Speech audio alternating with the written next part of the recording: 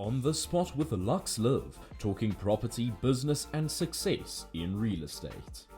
Welcome, Phillip. Thank you so much, Marisha. So, why real estate? Getting into it straight away. Why not?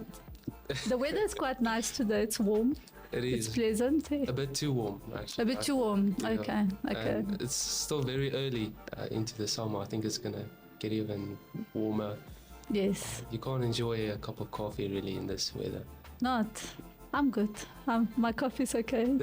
It's because inside you have the aircons, but outside you drive in the car and stuff, it makes it difficult. So how is it for selling houses this weather? It's nice because the clients are very more active, I think, in this weather in terms of when it's cold. Okay. But obviously we still need to look professional when we do viewings, and when you are dressed professionally it can get quite hot in that uniform. So you haven't tried shorts, eh? Well, I was under the impression you can't wear shorts. 100%. I agree with you. So I can't. No. But if you move to the Bahamas one day, I think you can do shorts. And if I sell in Cape Town in December? If you're selling in Cape Town, I think shorts and what do you call those? Habaneros, whatever, the flip-flop things. I think that's the uniform in Cape Town. Really? Yes. Not even... I think it's compulsory. So in November, I should wear shorts, white sneakers? In Cape Town? Yeah. In Joburg and Pretoria, long pants. Long pants, yeah. So why real estate? So, actually started getting a passion for it in high school already.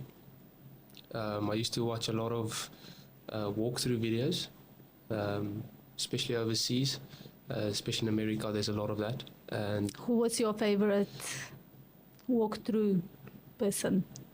I can't remember names. Not that Innes guy that everyone else watches. Well, he started actually becoming popular at the times I started watching, and he was doing big properties. So I didn't really watch for the person doing the walkthrough, so I can't remember everyone by name, but the houses itself was quite nice, and cool. That's what I started watching. And I was also very much into the fixer-uppers. You'll see on YouTube, especially in America as well, there's a lot of that. And it's quite popular that people buy, because people buy and then renovate and then resell. Okay. And they basically just, without going into detail, they'll just give a rough breakdown. How they do it. How they do it, and I started liking that. And then I wanted to study architecture when I was in school. It goes hand in hand with the real estate. But then a family member recommended I become an agent because she was one, and she learned a lot about the industry. So that was her advice to me, and 2 months after I finished school, I became an agent. 2 months? That's impressive. It is impressive. Oh, I don't know, it happened quickly. Yeah. It happened very quickly. And?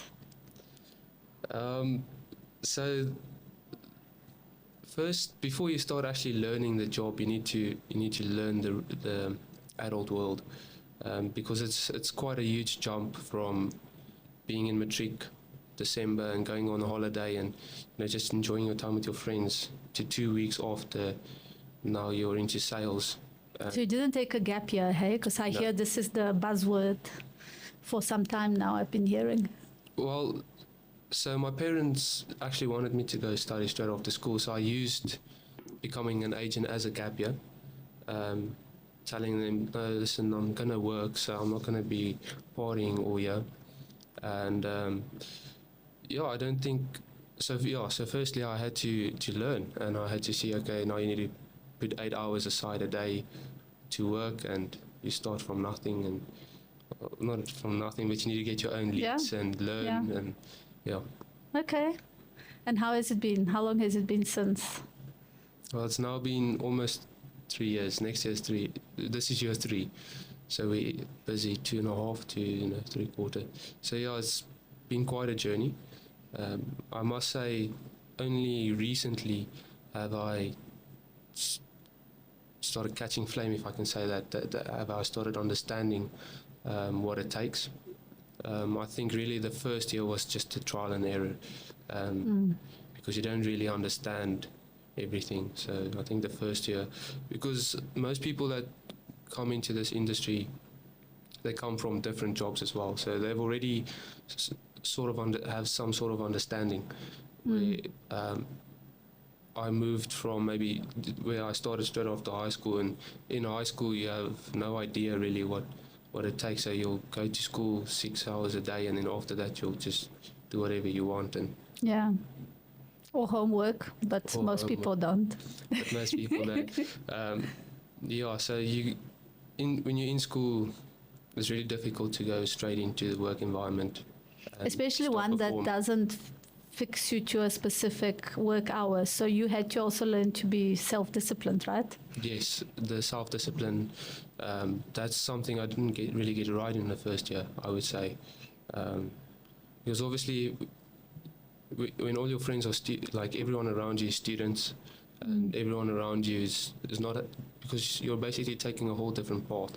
I'm now competing against people who's been doing it for years, and my crowd is basically still young people who don't understand what I'm really going through, because they say, let's go play golf, and then you want to go play golf, so you end up doing, but then you neglect the work.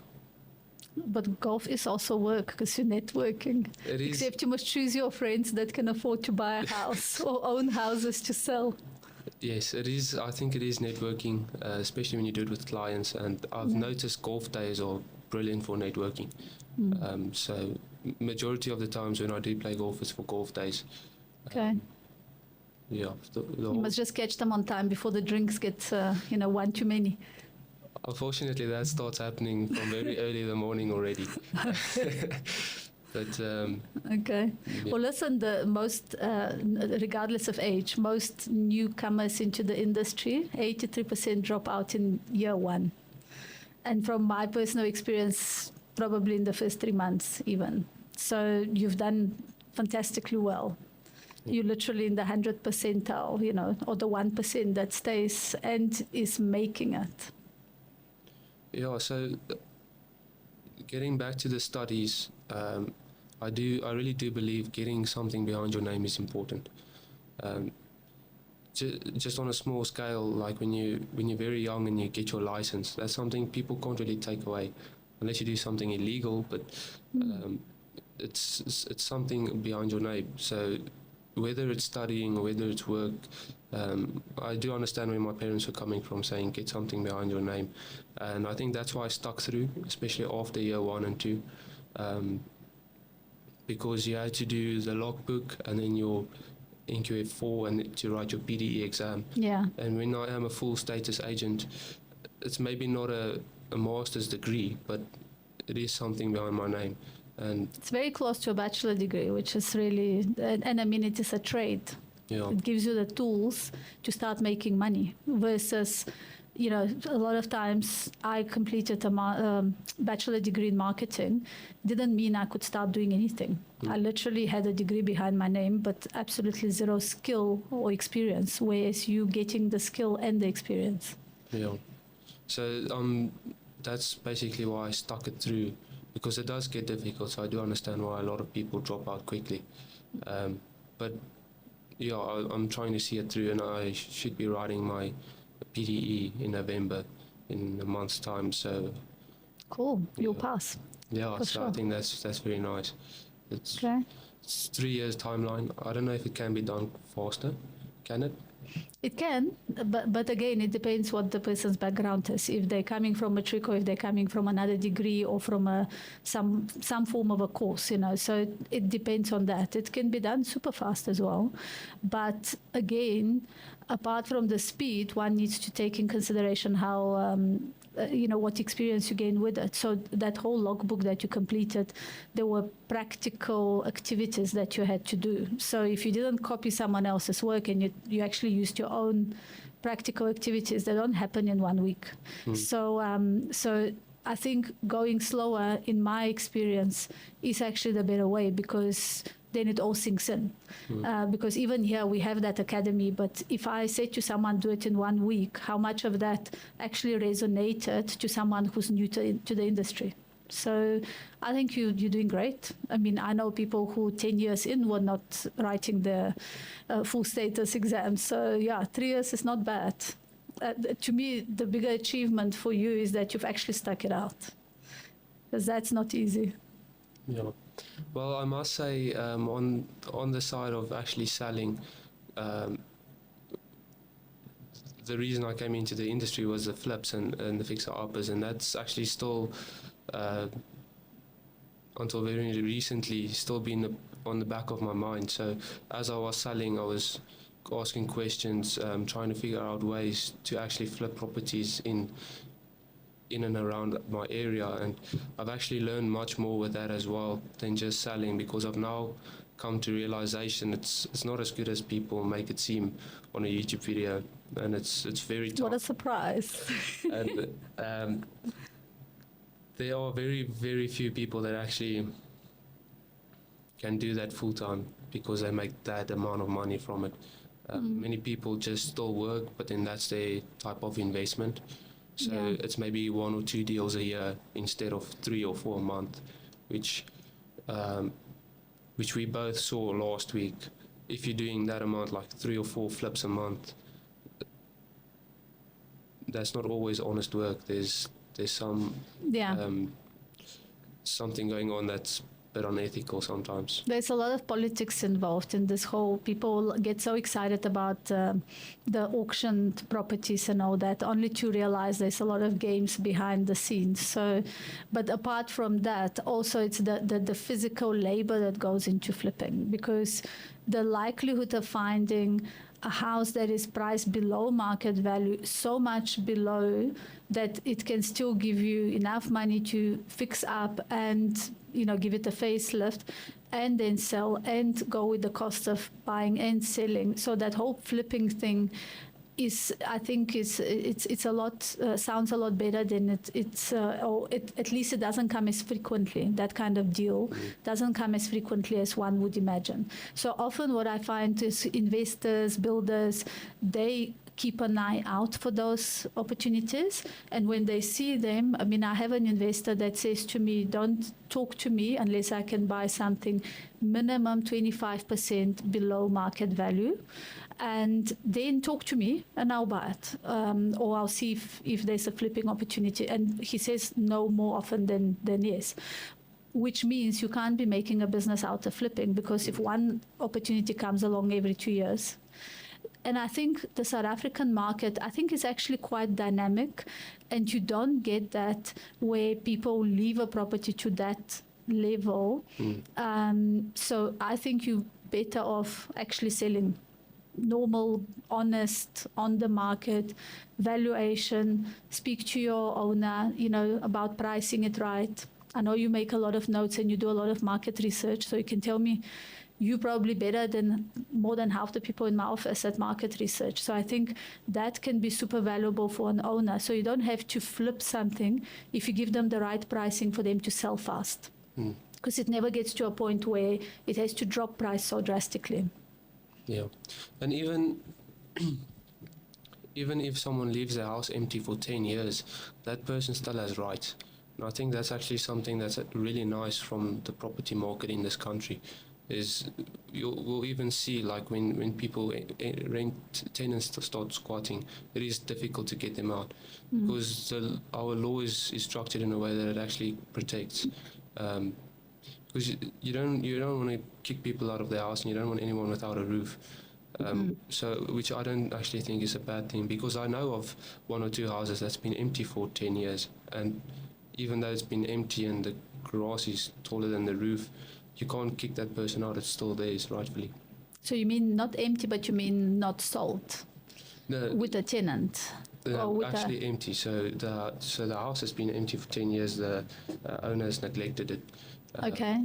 And why they're not selling, do you think? Well, personally, I haven't got a hold of her, and I've been trying to get a hold of her for 2 or 3 years. So, okay. But she- in general, why do you think an owner would leave a house empty and let it go dilapidated? Well, I don't know the complete story, but what I've heard is it's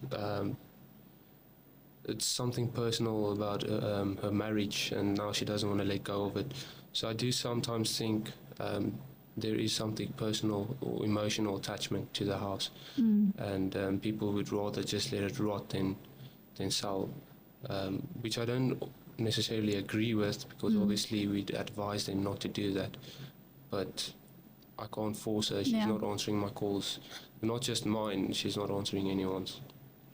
But it's interesting because obviously we see it a lot, and people get emotionally attached, especially if they have some strong memories in a space. So you can't always win to show them a different approach or a different way. But what you can always think of saying to a person is, it's not the house that is the memories. The memories is the children that you raised here, or the experience of building this, choosing the finishes and all that. But ultimately, that you take with you, and the house is ultimately brick and mortar.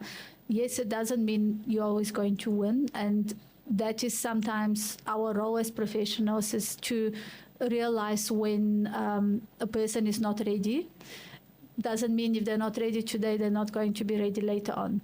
As long as you know in your heart, when you're giving the advice, you're giving the advice for the right reasons, and that you're giving the right advice for that person, not for us as an agent to sell immediately. If the person's not ready to sell now and they want to sell in 6 months' time, or they might be ready in 6 months' time, that is the right time for them.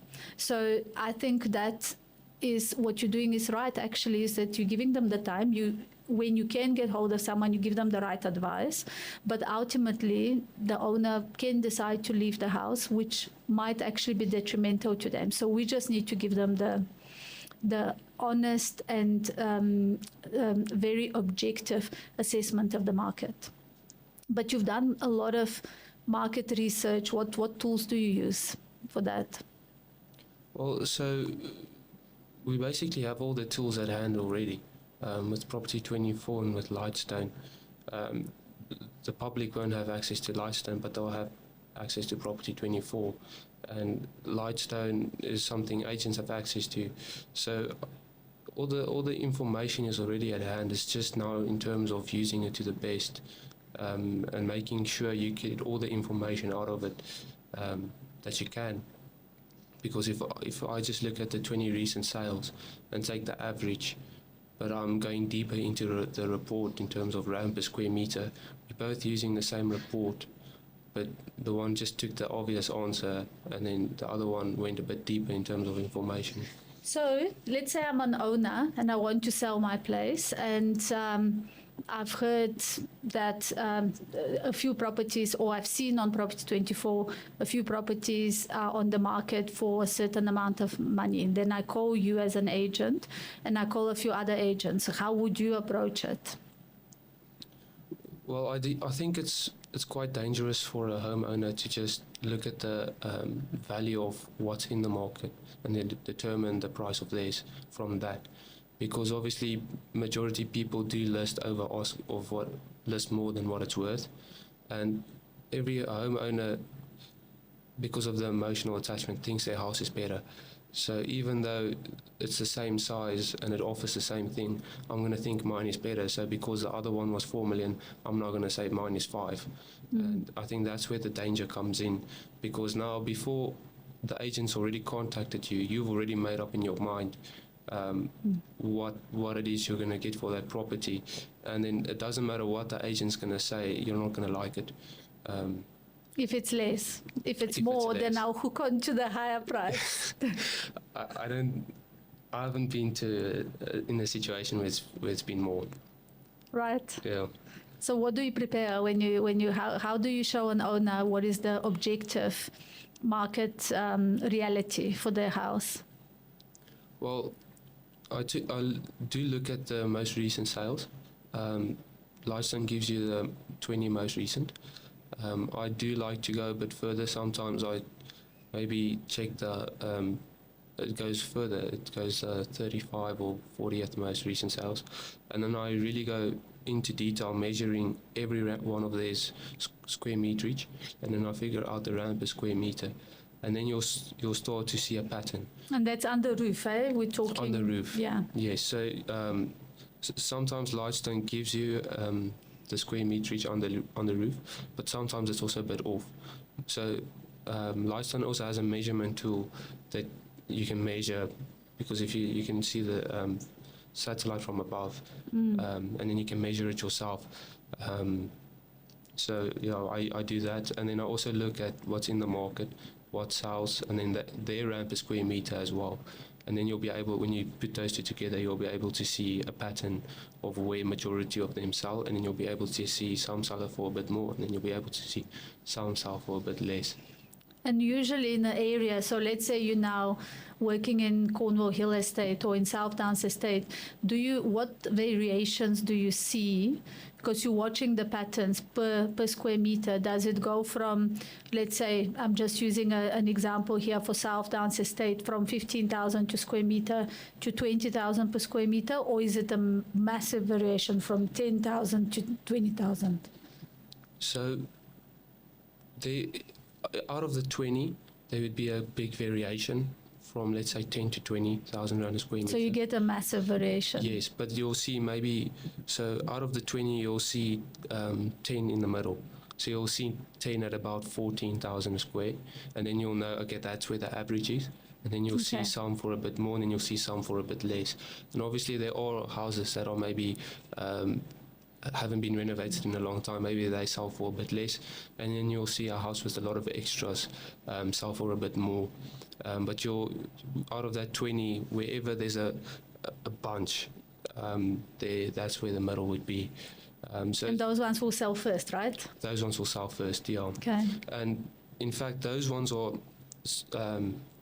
the sale prices. So if you go in at that price, it's going to sell quick. And what is quick? Because some people say, okay, but I'm not in a rush and I just want to test the market, So I personally don't advise them then to place the property on the market unless they want to sell within 6 months. Yes. But what have you seen when you watch how quickly can a property sell if it's priced right? Well, if it's priced right, it can sell immediately, especially if it's a nice property. Because there's actively buyers looking in the market every day, going on Property 24, and it's just a matter of time before the right one clicks. But even if you do price right, obviously you need to keep the demand into consideration. So for Cornwall, warehouses are very expensive and very big. They obviously, when it is priced right, it still won't sell immediately because there aren't 40 buyers looking for 1,000 square meter house. That's what I would say, also keep into consideration. Yeah, what your actual price point is for the ability of the average South African to buy. And that's what you mentioned about people putting it in at the price they want and just leave it there because they're not serious. That's the problem from people making their homes value off of the Property 24 market, because I don't know the percentage, but a big amount of people whose houses are in the market is because they just want to see, or they just want to know, they just want to get their amount instead of just putting it in a price to sell. So if there's 10 houses in the market, 4 of them will probably be overpriced because those sellers aren't serious. And then now you're comparing yours to that, but you are serious. Yeah, that's a very good point, actually. Yeah.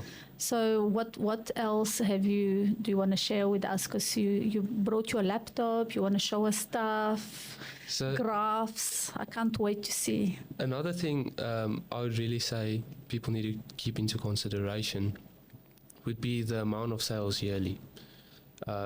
In your area? In the area. So, for example, we here have a suburb report. I just want to see the estate. This is Irene Farm Village. So, we were there yesterday. Yes. We shot a very nice house. That will be posted very soon. So the videographer was excellent, I noticed.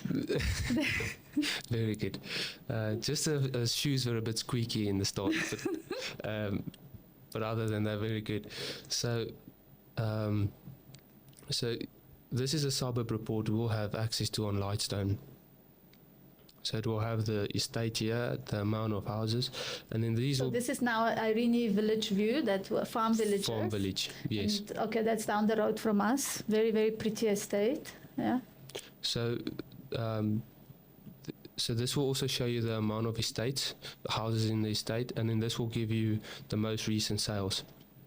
So you could probably get an average out of these, and then more or less have an idea what it could sell for. But rand per square meter should also, because maybe this one that sold for 6.3 million was much bigger than the others. So then it was actually rand per square meter was a bit more affordable than the 3.9, which is not always taken into consideration. Okay, so what we're seeing on the report is that we have one that sold for 6 and the majority are selling 3 to 4. Yes. So when you see a potential seller, you would show them that. Definitely.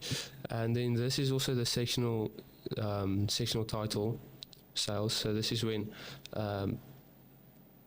obviously townhouses, maybe apartments as well. So they will obviously be a bit less, but their rand per square meter would be a bit higher Okay. than the freestanding. So the smaller the property, the higher the rand per square meter. The bigger the property, it reduces Yes. proportionally. But I wouldn't say it's a huge difference, but there you could pick up a slight difference in that. So you look at that report and you check how many properties sold for the year. Yes. So as we go down, there's a graph here that will basically give you an estimate, like an amount which the property sell for every year.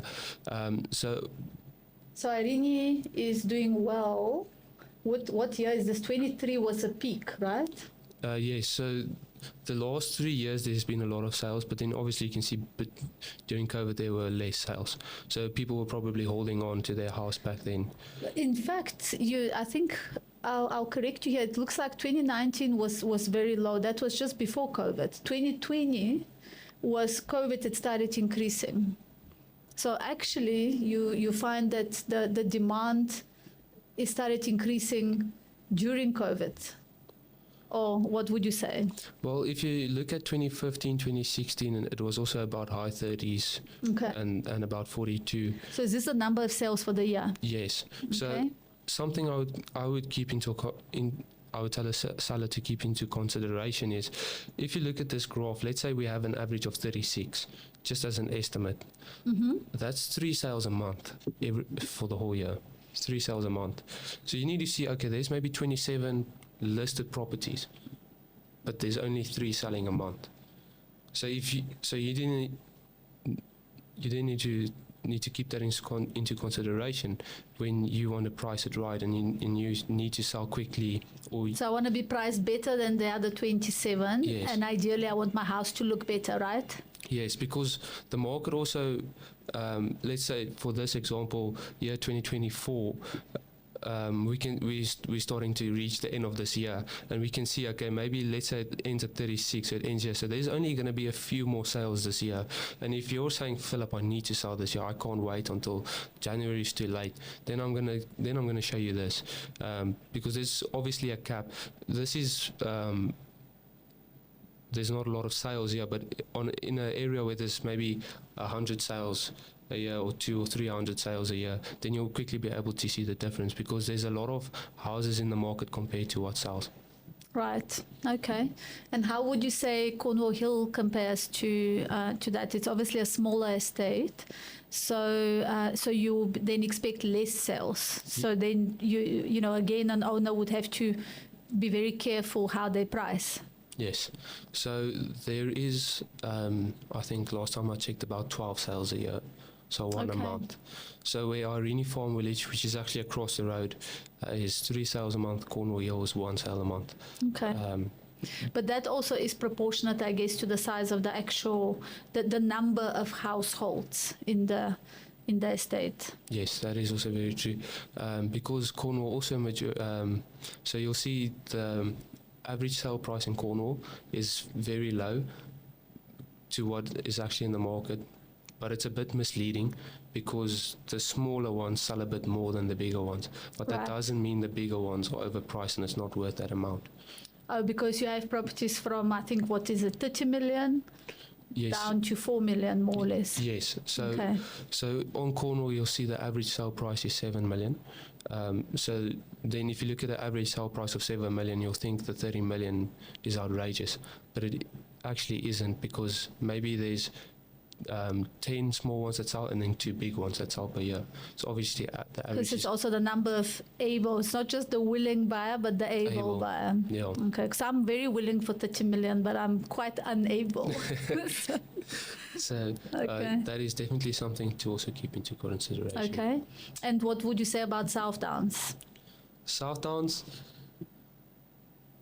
Well, there's a lot of development happening there, and a few more stands left. So I'd say there's, I think if I remember correctly, there's also about 36 sales a year, which also So it's adds, actually very similar to Irene. yes, Okay. which is also at about 3 sales a month, and then that's at a bit higher price range. Okay. But you'll also be able. So South Downs is a newer estate compared to Irene. So they are a bit more modern houses, but it is different styles. Okay. And of course, a little bit further down, you've got Midstream, which I think does, I haven't looked at the latest statistics, but many, many sales a month. I think Midstream has about 300 a year, Okay. 3 to 400 a year. Okay. If- So you're if not looking a bit at more. 10 times more sales a month, but obviously Yeah. also much bigger proportionally. Much bigger, yeah, Okay. and also a lot of developments. So it is something to keep into consideration. A lot of people want the modern, so they prefer Midstream, and Midstream is very highly rated at the moment. So a lot of people go after the trend. So I think it's good that Midstream, Irene, South Downs, and Cornwall's close to each other. I think that's actually in favour. But if people want the modern, Midstream's good. If people want the farm look, South Downs is good. If someone Okay. wants maybe a bit of all the build quality, but they know the build quality is good and they can renovate to the way they want, Centurion Golf Estate's also very good. Same Oh as yeah, of course. It's the same as Cornwall. That's like the closest golf estate to where we are. Yeah. You would know your golf, right? Yeah. What So- what do you call what handicap are you? So You don't want to say. I You're prefer taking time to answer. I prefer not to say,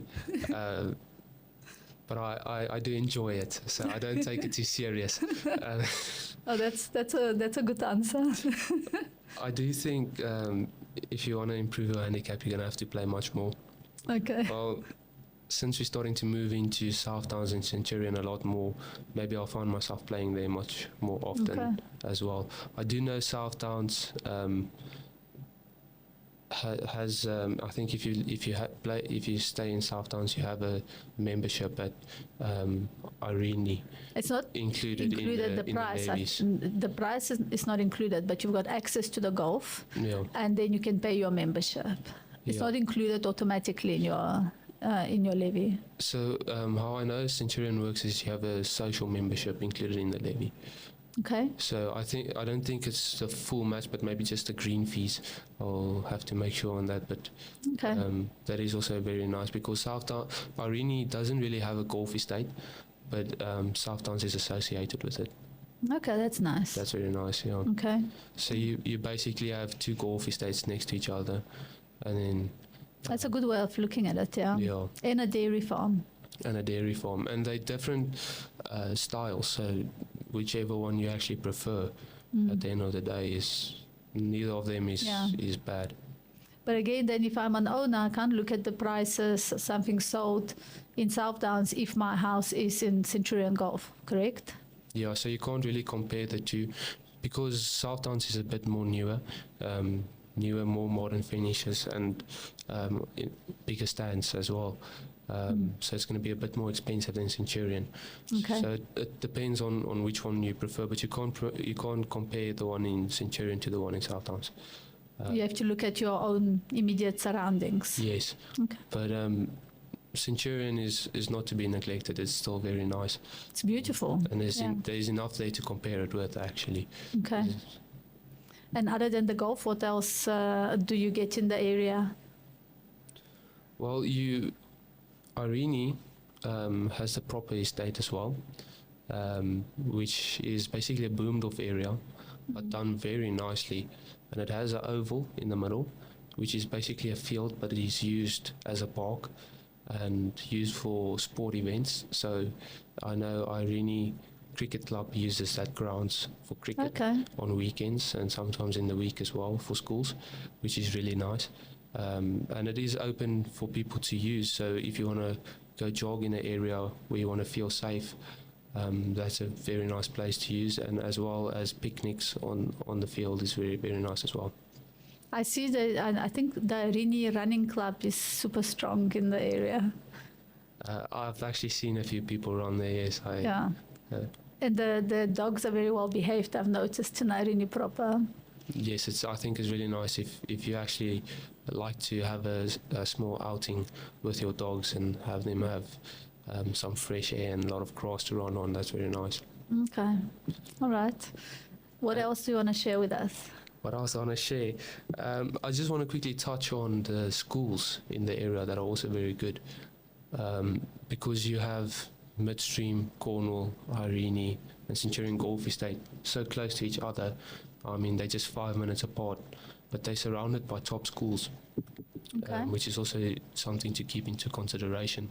Cornwall is a very good school, and then you have South Downs College, that is also very good, and then you have Midstream, that is also very good. And in the more affordable level schools? Because we're only talking private schools here, but I think there's a Rini Primary that's quite popular. Yes, Irene Primary is also very nice, and then there's also Doornkloof, Oh, yeah. which is Afrikaans and English, which is also very nice, and that's public as well. I think Shohel graduated it. So Sure. where did you go? I went to Hoërskool De Rein. Is it a good school? I'd say it's a good school, yeah. Okay. So the public Afrikaans schools are a bit more to the other way of Centurion. Okay. Alderaan is and Swartkop is a bit more to the other side away from these estates.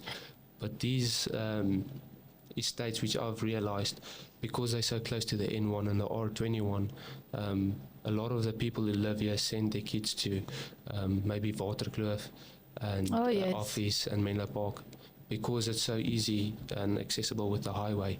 And those three Afrikaans schools are, how do I say this, A-bond schools, the top schools Okay. in terms of sport and academics.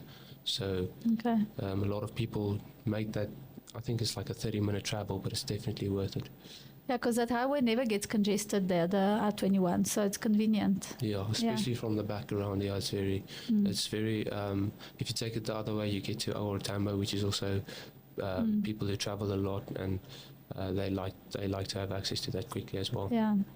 And I mean, Rini Mall is seeing a bit of a revival. At some point it was struggling with shops, but now I'm seeing some very cool shops. If you like your shopping or restaurants, the Greek's quite nice. Yeah, I do know they have some really nice restaurants, and then they have the cinema as well, which is very nice. And Yeah. don't they have a carnival once a year or something there as well? I think more than once a year, at least once a week, a month, I see them with all the carnival stuff there. Yeah. That's when I usually run away from it. But yeah, that's for people with small children, I think it's amazing. Some people go closer then, and others go further. But yeah, there's actually a lot of shopping centres and malls coming up around, because you have the Irene link that also just came up. And that's going to be growing further and further. Yeah, and then you have the South Downs shopping centre that's also really nice. A few nice restaurants there as well. And then more towards Centurion side, you have the big mall. So in terms of shopping, you have a lot of options. Okay. And what else? You've got a whole notebook there. Well, there's writing, but there's not much. There's a lot of words, but it doesn't mean anything. So basically, it's just something. An idea I have is the average sale prices. So Irene Farm Village is out of all the estates we've mentioned, that one in Midstream is about just under 4 million on average. Okay. Which is, I think, especially for midstream, is very impressive in terms of the amount of sales there are. Yeah. If there's 1,000 sales and the average is 4 million, that's a lot. Yeah. That means all the houses are valued at 4, whereas Or up. or up, we Or a few under, but yeah. we can see the in the new developments, they are very bigger houses, so they do deserve the price tag they have, in my opinion. Okay.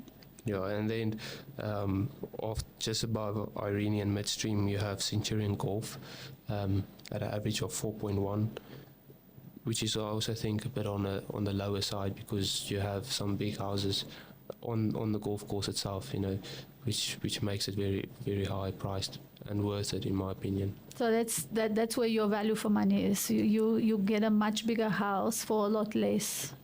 In other words, for your 4 million in Centurion Golf, you get a much bigger house than you'll get in midstream, for example. Definitely. Yeah. So if you're looking for something bigger and you do enjoy golf and you want to renovate and you want to spend as low as possible rand per square meter in terms of all these estates, then I would recommend Centurion. Okay, nice. And then you have across the road, you have South Downs. Obviously, it's a higher rand per square meter, but you have that modernness and you have that new estate feeling and the excitement that goes with it, and the hype, obviously. So that also deserves. So even though Centurion is cheaper than South Downs rand per square meter wise, it doesn't mean the one is better than the other. They both just offer different things. Yeah, completely different look as well. So you get that village feel in South Downs for sure. Yeah, and then South Downs has an average of 6 million sale price, which is pretty good, I think. It's quite high, yeah. That is quite high. We'll see that you can see the sectional titles going from 3-4 million, which is also a lot for sectional titles. Yeah, because they're 200, 250 square meter more or less. Yes, between 2 and 300. Which is also actually fairly sized. Yeah. Because some people have maybe big stands, but that's their house square meterage. So Yeah. in terms of housing space under roof, you have the same, just on a smaller stand, but you have the modern look that comes with it, and the safety. All of these estates that we've mentioned are extremely safe. It's such a nice area to be, actually. Yeah. Okay. And then last but not least, we have Cornwall on an average of 7. But that is because of the smaller houses that sell more regularly. But there are definitely big sales above 16 million every year. Yeah, because Cornwall is like an equestrian estate as well, so you can get all the 1 hectare property as well there. Yes, and that's now the thing. The Cornwall looks expensive if you compare it to 1,000 square meter stands. If you compare it to Irene that's across the road, you'll think Cornwall's too expensive. Yeah. But if you had to compare Cornwall Waterfall Equestrian. with Waterfall Equestrian, it's quite a big difference. Yeah, I mean, when we're comparing the same sized house, you're looking at least 25% cheaper than Waterfall Equestrian. And they're getting a paddle court now. You'll be pleased to know, because apart from being a famous golfer, you're also a famous paddle player, right? That one I'd also say I do socially. I missed my calling in going professional in sport, but I do still enjoy Can you it. make money from professional paddle playing? I know you can lose a lot of money because it's expensive. Well, I actually hear a lot of people playing it on a serious level. I'm not sure how the paying is on that, but Okay. I mean it's a really enjoyable sport. I actually saw a house in the market in Waterkloof that had a paddle court on its stand. That was pretty nice, because you'd probably like to play 3 or 4 hours at your own time. A few people the one house that I showed this morning before we're recording now, the guys looking at the size of the stand and considering putting a paddle court. So we just need to check if the estate will allow it. Yeah. I think it's the new tennis, actually, because you see, very long ago, it was really common for a house to have a tennis court on it. Yeah, true. And now Less running though. Less running. I actually saw a paddle court, the glass shatter, and Wow. it actually made a big mess. So I think that's also something to keep into consideration in terms of maintenance. Okay. So Or rather, don't throw rocks at your glass or when you don't- get angry. because the tennis, I mean, the maintenance on a tennis court, I think, is a bit less in terms of the paddle. Yeah, but also the balls don't come back to you, and you have to run across very far to fetch it when you miss. That's Paddle, at least it comes back. that's very true. So the space for you to run is less, but Yeah. I think there's an equal amount of running. And just less anger and no attacking the glass. Yes, don't do that. That's not going to end up good. So what's quite cool is Cornwall, I actually saw people have their paddle in their own property. So Sure. yeah, so some estates definitely allow it. I can't say for all of them, but I saw it in Cornwall Hill, so that's quite cool. I think that's definitely something that is you're not going to be overcapitalizing once you Yeah. do that, because I do think that the trend is growing. Yeah. It's really going to be many houses are going to have it, and it's going to be more privatized, which is, I think, a good thing. And if someone were to want to do that, I wouldn't recommend them against it. Yeah. Yeah, Midstream's also doing paddle, so yeah, everyone's catching on to it. So how's the glamour of real estate? Because you've watched a lot of reality shows. How does it compare to real life? Well, the stress and pressure is definitely there. I just think on the TV shows they don't handle it as we would and should. But it's definitely not as easy as people make it look and seem to be. And I think that's also why many people come into it but also fall out as quick, because they quickly realize it is as difficult as just any other industry. And is your family supporting you in carrying on with it, or are you finding they're saying, no, architecture, remember? No, I do definitely see the support in it. Okay.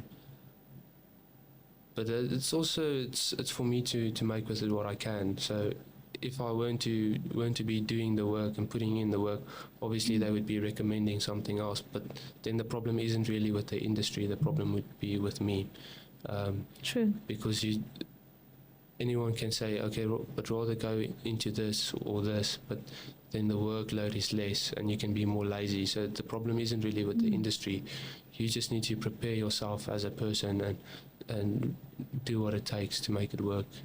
And your friends, are they all still doing a gap year, or have they started working? Well, most of them are almost done studying, so Okay. I think I'll be selling to them very soon. Excellent. Once they earn salaries and are ready to start a family.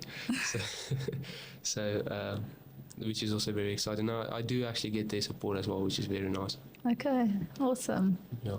So there's no reason why I can't make it work. No, you're right. Especially when you're putting the amount of effort into it and you're applying your mind in different ways. Because you do think outside the box as well. You're not just putting your properties on Property 24. In fact, you look at selling properties that are not even on Property 24, right? Yes, definitely. And I think that also comes down to knowing your area. Because majority people do, and this is what a lot of for sale by owners do. They just put it on Property 24 and they think that's the only way a property can sell. But there's 10 other ways a property could sell, and you need to go out of your way to find which one it is that's going to work the best, whether it's a show house or even just clients that your colleagues are busy with. Yeah, your database. Your in-house database is very important as well. But also with for sale by owner, what we spoke about earlier with the emotion, an owner carries the emotion with them when they're selling. And it's almost like a scent. You can sense when someone is desperately there to please and to sell, So I think even me myself as an agent, I wouldn't sell my own house. And I've sold previous houses as we've moved, and I've always used an agent to sell, because then I know you can't divorce yourself from the emotion that comes with it, and you either look too eager or you. In the buyer space, you're not giving them that consideration space that they need to just talk about maybe the negatives of a property. You know, if they know you're the owner, they'll be like, oh, it's amazing, and walk away. Yeah, and the thing about real estate is there's so much emotion attached to a transaction, and if you're going to put that responsibility on yourself to handle two of those roles, firstly it's going to affect the transaction and it's going to affect you. So if you were to be the owner and also the agent in the situation, when it comes to negotiations and also the basic interest of every party, you're going to be affected negatively, because it is just there's a lot of emotion that goes into it, and something I've quickly realized is you need to put your emotion aside and quickly realize it's nothing personal, and it's part of the job. Yeah. And are you still enjoying it? I am still enjoying it. I think as you grow in it, you start to enjoy it more. The learning phase is the hard phase, but once you get the ball rolling, then it starts to become very nice. Yeah, and there's a tipping point, and when you get there, then there's always learning still forever, as with every industry. But when you start getting the flow of more properties, and selling in your arena, when you've sold your 5th, 10th, 20th property in one area, then it's really great, because then you create almost like a community with those people that you've sold to and from, and if at some point you turn around and you go, wow, I've actually positively impacted so many lives, and so many people I'm talking to I've known for 6 years, and I've on their 2nd, 3rd, 4th sale, or whatever the case may be, and that is an amazing experience. Yeah, and I do really think with this part of Centurion, with all these top estates next to each other, I think it's important to be involved with all of them and not just one. Yeah. Because obviously they all have their different things, and to be able to basically assist the buyer as well, I think it would really be nice to be involved with all of them. Yeah, because you help them find the right place for them, not necessarily the place that you're selling in, but you connect the dots for where's their golden triangle center, school, work, play, where should they live best. So I agree with you. Yeah, and connecting the dots on these few states, I think, is extremely important, because they all pour into each other some way or another. Because I don't think Cornwall would be as good as if all these other estates weren't around it, and Irene wouldn't be as good if all the other estates, because if it was just one state, he stayed very far away from everything else, then obviously it wouldn't be as highly demanded. So they do actually positively affect each other. So absolutely, and people can move through their life cycle as well, from the one to the next. Depends which one suits them better for a specific time of their life and family size and all that. Definitely. If you're at a stage where you and your sons play a lot of golf, and you spend a lot of your time maybe at the clubhouse and that type of stuff, I would really recommend maybe the golf estate. And then if maybe you get to a stage where you don't play as much golf anymore, but you really want to be close to the school, then maybe Midstream or Cornwall, that's literally, you can go in through the estate, then I would rather recommend that. So they do complement each other. So if you go back now to Matric Day, would you do this again, or would you do the architecture thing? No, I'd definitely do this again. But I do wish I could keep my knowledge of what I have now then from when I would have started then. Because then it would be a very different journey. If only. Yes. But no, it's definitely something I feel that was very much needed.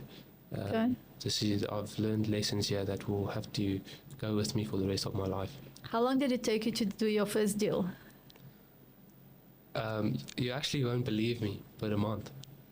Okay, so you had the beginner's luck. I had the beginner's luck. Or were you just so amazing? The market was waiting for you. No, I think it was really just it just happened so quickly, and I think that first deal that happened so quickly actually negatively affected me, because you were expecting one a month. Because the first one in the first month was so easy, I thought, okay, there's no real work that actually goes into it, and for the next year I didn't sell another property, because you do get those deals that really just happen easily, and then you have the deals that the amount of hours that go in is so much, the money that comes out isn't worth it, and mine is always worth it. That's very true. let me not say that, but Yeah, so the first one really happened so easily. I thought I could carry on with that amount of effort and then just sell one a month and Yeah. continue to show that type of results. But I had to get out of that dip because that was almost a year. It's a bit about it's a way to ground yourself every now and then when you have those quiet moments, is to get you to learn more or maybe just realign what your focus is. But it's also nice to be grounded because no one can think that they're the hottest thing on earth at any given point. It's bad for the person. So 1 year maybe it's not ideal, but 2-3 months without a sale, it's like, oh, okay, let me just come back to reality and let me try a different approach. And then you come up with cool new ways to help your sellers, really. Yeah. A lot of times you neglect the basics. So when you're in the field and doing viewings every day, you'd maybe neglect calling owners in the estates and that type of stuff. So you're gonna, if you're just outside in the field all the time, you might find yourself running out of stock. Yeah.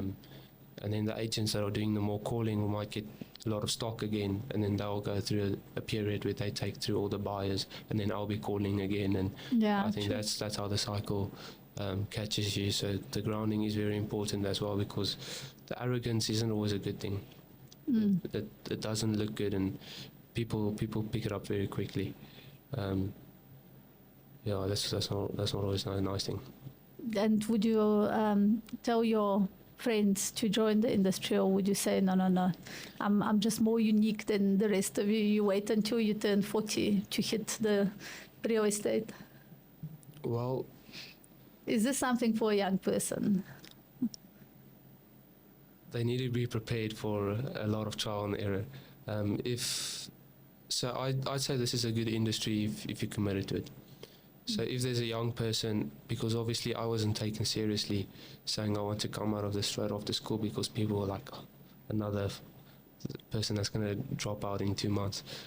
So I actually had people not want to take me as an agent because they didn't want to go through the training and that. So if there is a youngster that's considering it and they're going to stick it out and they're going to say, okay, you know what, I actually really want to learn how this works and I want to have these skills go with me for forever, then I'd say yes, definitely do it. But if this is someone that's going to try and do it part-time and they were just thinking they're going to sell one a month and then after 2 years they'll go do something else, I'd recommend save yourself the time and effort. Don't do it, especially if they maybe have strengths in something else that could especially when it's a friend and I know he's good at something else, and I would honestly try and give him the best advice. So you sold one in month 1 and then another 12 months no sale. What kept you motivated for 12 months? Well, it's my job, so I had to go into office every day and continue working. So one sale wasn't enough for me to retire and lay back. So I think maybe if you sell 100, then maybe you can live after that. No. But no, the one wasn't enough for me to say, you know what, I'm good all of a sudden. Okay. But it did definitely bring in a bit of a lazy side. But, Okay. yeah. Any other pearls of wisdom you want to share with us? Well, something that I don't think we've mentioned yet that is plays a big role in Centurion is the Titans. You have the cricket stadium that's just around the corner, which is a really nice outing and event, and it's actually a very good cricket stadium. There's a lot of games that's held there yearly. So if you do want something that's close by, especially these estates, something you can do with your children and as a family, as a outgoing, I think that's very nice. And something I actually agree. I've been there once, many years ago. It's an awesome outing. You're right. Yeah, I think that's very nice. Just not next week with the 37 degrees. The heat is going to be difficult this summer. Yeah. The heat's going to be, but yeah, you just take a hat and some sunscreen and try and find some shade. the pavilion would then be the best bet. With the cold beers. Uh, Okay. not anymore. Okay. So, yeah, but I'm really looking forward to getting more listings in these areas and becoming more of a area specialist. And looking forward to meeting everyone who is in this area already and looking to move here. So you doing like a show, expo, gazebo thing in midstream this Sunday, so people can come past, see you there, or can see you. Sometimes you move around the arena, right? Yes, so it is extremely difficult to set up your gazebo as a show outside the States because they are very strict and Okay. they don't like it.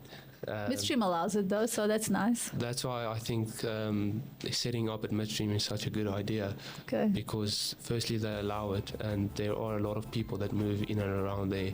So if our whole team had to be there and someone were to approach the gazebo and say, listen, I'm actually open to Centurion Golf State and Irene as well, You're the man.